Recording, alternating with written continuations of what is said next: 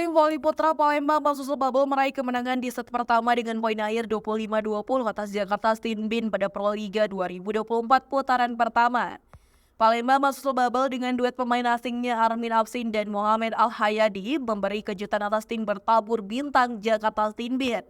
Lewat pertandingan-pertandingan yang berlangsung di Gor Jatidiri Semarang pada Sabtu 4 Mei 2024 memberi satu keunggulan bagi Palembang Bangsusul Bubble dengan skor 1-0. Pada set pertama, satu quick yang berhasil dicap Indra Agustin membuka poin untuk Jakarta Stinbin. Namun servis error dari Stinbin memberikan 1 poin untuk Palembang Bangsusul Bubble. Di awal laga, Jakarta Stinbin dan Palembang Bangsusul Bubble menyajikan persaingan yang cukup sengit. Pasalnya kedua tim saling berbalas poin untuk memimpin jalannya pertandingan. Namun Palembang Bangsusul Bubble yang memiliki pemain asing yang lengkap yaitu Armin Afsin dan Mohamed Al-Hadi berhasil memberikan perlawanan tangguh untuk Jakarta Stinbin.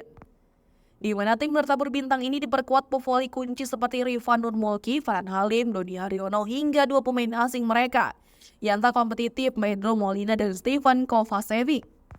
Dengan kedalaman skuad tersebut, Jakarta Stinbin memimpin kedudukan sementara dengan poin 11-10 atas Palembang Bangsusul Bubble. Tetapi performa mengesankan dari Palembang Bangsusul Bubble berhasil menyamakan kedudukan atas Jakarta Stinbin di angka 11-11. Selanjutnya penampilan sengit kedua tim begitu konsisten hingga berimbang 13-13. Setelah saling berbalas poin, Palembang Bangsusul Bubble mendulang poin-poin beruntun dan memimpin pertandingan 16-14. Tim Jakarta Stinbin yang berada dalam posisi tertinggal masih memiliki Rifan Nurmulki yang mencetak poin secara konsisten. Namun, Palembang Bangsusul Bubble semakin tak terbendung lewat pertahanan mereka yang kokoh berhasil meredam serangan-serangan dari kubu lawan. Palembang Bangsusul Bubble semakin gemilang dengan kedudukan sementara 20-16 atas Jakarta Stinbin.